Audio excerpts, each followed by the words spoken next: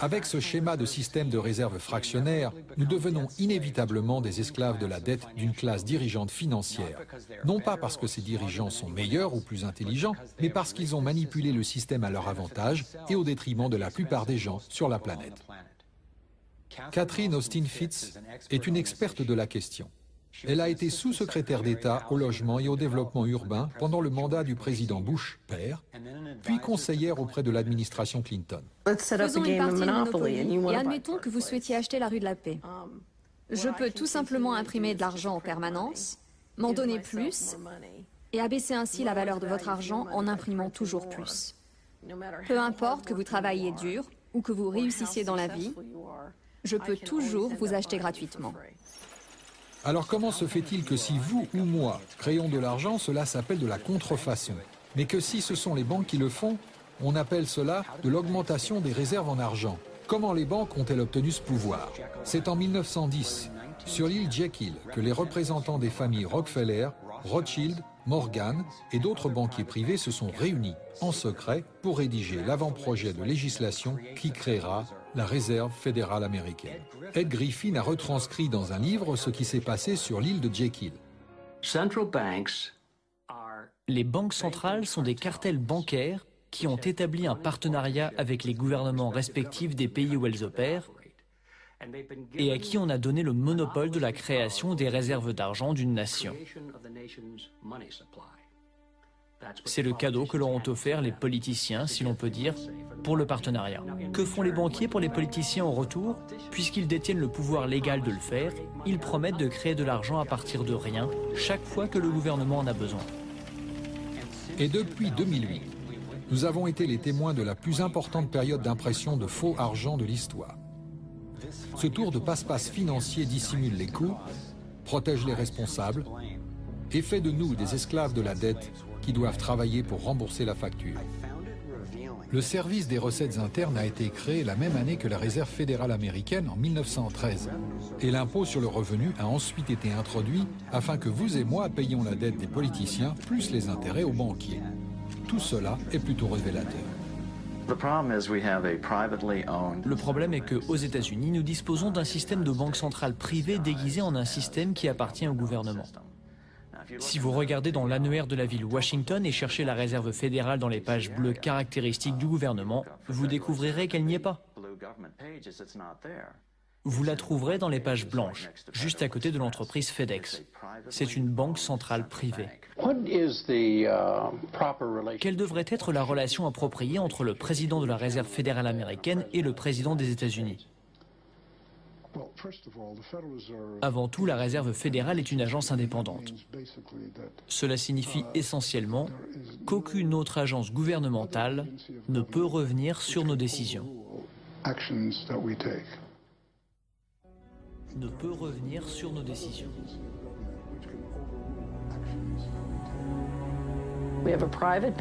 Nous disposons d'une banque privée qui imprime de l'argent pour le compte du Trésor américain. La Réserve fédérale imprime l'argent dans le cadre d'un système basé sur la dette, ce qui crée une pénurie. Mais cela signifie que, contrairement à nous, un groupe d'initiés a accès à toutes les données économiques. Vous avez donc un petit groupe de banquiers qui comprennent les données relatives au fonctionnement de l'argent dans l'économie, et cela leur donne la capacité d'imprimer de l'argent de manière à ce qu'il soit protégé, alors que le reste du monde ne l'est pas. Catherine a ensuite comparé une économie saine à un tore plein de vitalité, équilibré, libre et dynamique, par opposition à ce qui se passe dans notre économie actuelle. C'est un système très dynamique et qui tend vers l'optimisation. Mais il y a un ver solitaire au cœur de ce système. Un ver solitaire injecte une substance chimique dans votre corps qui vous donne une furieuse envie de ce qui est bon pour le ver, mais néfaste pour vous. Vous vous retrouvez avec un parasite très manipulateur et qui se goinfre au détriment du tout. Nous vivons dans une économie du ver solitaire. où l'élite financière représente ces vers qui se nourrissent sur notre dos. Et ils n'aiment pas que l'on fasse voler leur couverture en éclats. Après que Catherine a commencé à dénoncer la corruption du gouvernement au plus haut niveau, le FBI a fait irruption dans son entreprise et a saisi ses biens. Elle a été traînée en justice pendant 10 ans avant d'être déclarée innocente. Nous avons donc la Réserve fédérale américaine, une entreprise privée avec un monopole sur la création de l'argent, mais sans responsabilité, soutenue par un gouvernement qui détient le monopole du pouvoir. On a vendu au pays l'idée que la Réserve fédérale était une institution qui aiderait à stabiliser l'économie et resterait indépendante de la politique. Mais dans les faits, en presque un siècle d'existence, elle a tout simplement fait le contraire. Depuis qu'elle existe, nous avons été volés à travers l'inflation et le pouvoir d'achat du dollar a baissé de plus de 97%. Et le fossé des richesses révèle clairement que peu de personnes détiennent la grande partie de l'argent. 16 ans seulement après la création de la Réserve fédérale, les États-Unis ont subi la Grande Dépression. Ma recherche a révélé que les banquiers de l'élite ont retiré leur argent de la bourse avant le crash boursier de 1929. Après le crash boursier, ils ont utilisé cet argent pour acheter des actions à bas prix et des banques plus petites en faillite pour une bouchée de pain. Parmi les banquiers qui ont consolidé leur richesse de cette manière, on trouve les Rothschild, les Rockefeller et les Morgan. Un scénario similaire s'est déroulé lors de l'effondrement financier de 2008, avec les mêmes banquiers tirant profit de la situation. Dans les années précédant cet effondrement, les plus grandes banques, notamment la Bank of America, Citigroup et Chase, contrôlées par les Rothschild, les Rockefeller et les Morgan, ont rassemblé et vendu des mauvais prêts dont ils savaient qu'ils ne seraient pas remboursés. C'est comme mettre des oranges pourries dans une boîte et les étiqueter qualité supérieure.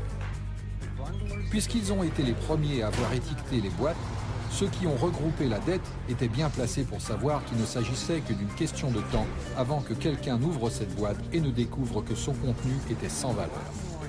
Lorsque les oranges pourries, c'est-à-dire les prêts douteux, les produits dérivés et les contrats d'échange sur défaillance ont été finalement découverts, tout le monde a été touché. Les gens ont perdu leur maison, leur emploi, leur entreprise et leur retraite. Entre-temps, les plus grosses banques, à l'origine du problème, se sont renflouées. Pourquoi ? Pourquoi la Réserve fédérale aurait donné des milliers de milliards de dollars aux banques, alors que la majorité des Américains étaient contre l'idée de les renflouer ? Et pourquoi ne pas venir en aide aux plus démunis plutôt que de soutenir les instigateurs de l'effondrement financier ? Ma recherche m'a conduit à croire que les mêmes personnes qui avaient créé la Réserve fédérale, c'est-à-dire les Rothschild, les Rockefeller et les Morgan, la contrôlent toujours et l'utilisent pour se renflouer à notre détriment. Beaucoup de banques créées représentent toujours le lobby le plus puissant au Congrès. Et franchement, on peut même dire que cet endroit leur appartient.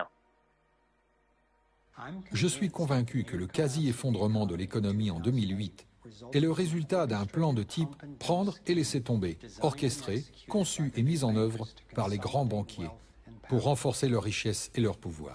David Icke explique comment il voit la Réserve fédérale américaine manipuler les pseudo-cycles d'activité. La première étape s'apparente au lancer d'une ligne de pêche. Première étape, vous mettez en circulation une quantité importante d'argent, des unités d'échange. Pour ce faire, vous baissez les taux d'intérêt en accordant un grand nombre de prêts. Cette partie du cycle s'appelle un boom. Parce qu'il y a beaucoup d'unités d'échange en circulation, beaucoup d'argent passe de main en main, ce qui génère une activité économique intense. Cela génère de l'emploi et comme de plus en plus d'argent est dépensé, la demande augmente. Les entreprises contractent plus de prêts d'argent frais afin d'augmenter leur production.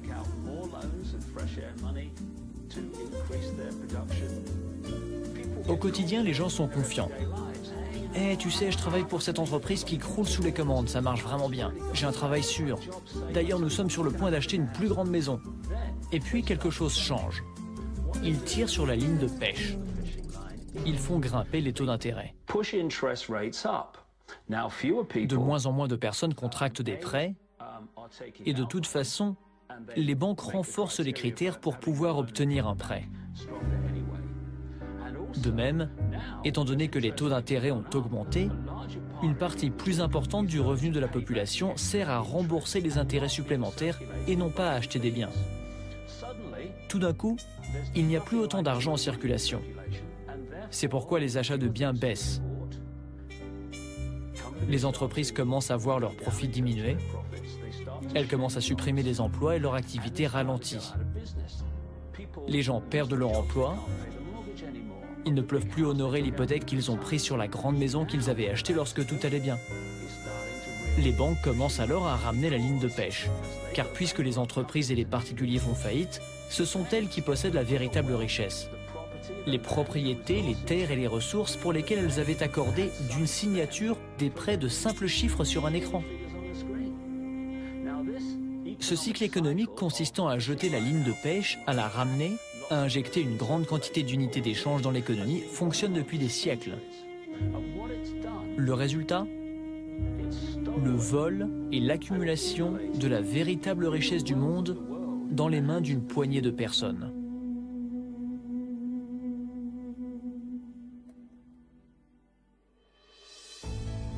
À un niveau international, les banques centrales utilisent la Banque mondiale et le Fonds monétaire international pour créer plus d'argent pendant qu'elles exploitent les ressources des pays auxquels elles prêtent, et conduisant, dans le même temps, à la faillite. La Banque centrale des banques centrales est la banque des règlements internationaux créée par la famille Rothschild.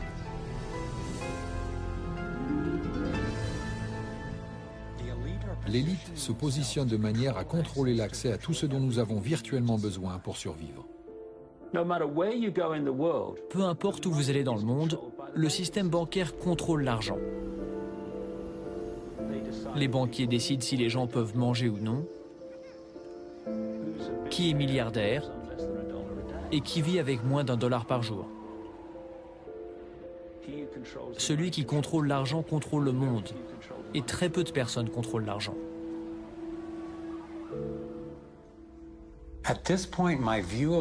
À ce stade, ma vision du monde a été bouleversée. J'ai réalisé que l'échec et la souffrance de tant de personnes représentent le succès et l'accomplissement d'une poignée de personnes. C'est-à-dire l'élite des banques centrales qui a convaincu le monde de les laisser créer de l'argent. Ils disposent déjà de fortunes conséquentes. Alors quel est leur objectif final? Quel est leur vrai programme?